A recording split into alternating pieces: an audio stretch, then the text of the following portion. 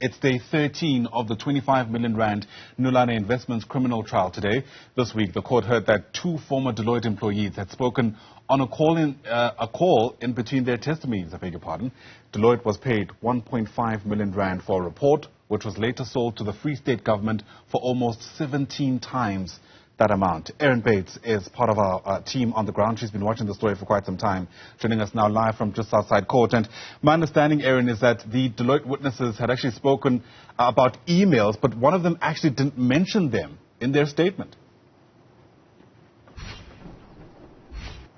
Yes, and that was an issue raised by counsel for Dinesh Patel, one of the accused in this case, who's alleged to be aide to the Gupta family. And the issue of emails came up quite sharply because they were discussed at length during the testimony of Herman Botha, formerly of Deloitte, yesterday. But when he'd given a statement to police investigating the 25 million rand Nulane Investments matter, he hadn't mentioned emails whatsoever. It was only upon being reminded of them by a former senior at Deloitte, Omri van Sale, not Van Wyk, as I said yesterday. I got my Van Wyk and Van Sale confused, but not my pawpaws and my pineapples, Ayanda. Pawpaws came into testimony too yesterday.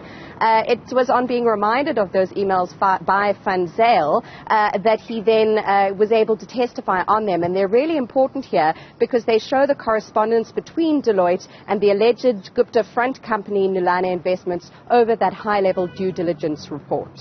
Yeah, today we are set to hear from two ABSA representatives, Erin. Do we have any indication of what they might focus on?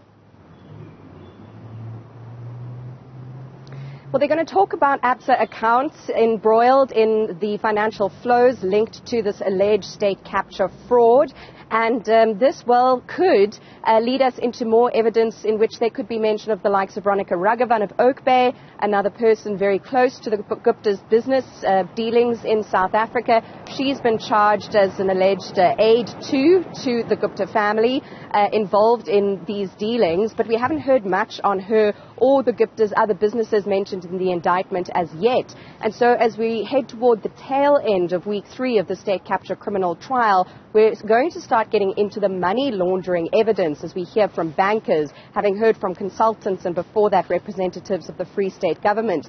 Bear in mind this is the only live criminal trial brought by the Investigative Directorate of the NPA in terms of state capture alleged misdemeanors at this point, Ayanda. And if you prick your ears for Sona today with the President and he speaks of anti-corruption measures, bear in mind that some of the accused in this case are busy planning to bring a Section 174 application, which is to have the whole thing effectively scrapped because they believe that there's no case against them. And if that were to happen, it would be further egg on the face of the prosecuting authority. In 2018, when Ramaphosa was fresh into office as head of state and the Hawks had swooped in on the Gupta's Saxonwold estate, or Saxonwold Shebeen, if you like, there was an Estina case here in the very same High Court, but it completely unraveled. And there seem to be telltale signs that at least in the minds of the accused, or some of them, this case could go the very same way. Yeah, thanks for always helping us connect the dots between what's happening there and potentially how it might fit into what the President says, even in Cape Town later on tonight. Erin Bates, live just there from just outside the High Court, sitting in Bloemfontein. Thanks once again.